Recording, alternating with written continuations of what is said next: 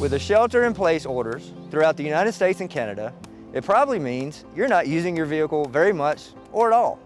I want to share with you some quick techniques to keep your vehicle in tip-top shape and running smoothly. Number 1, keep your battery charged. A short drive or a trickle charger will work. Number 2, check your engine fluids. Proper oil and transmission fluid levels will prevent problems down the road.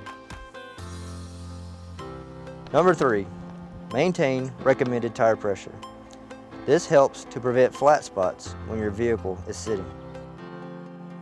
Number 4, wash your vehicle frequently. This helps to protect the paint, especially for the vehicles parked outdoors. While many businesses around the country have closed to stop the spread of COVID-19, automotive dealerships remain open and ready to further assist you.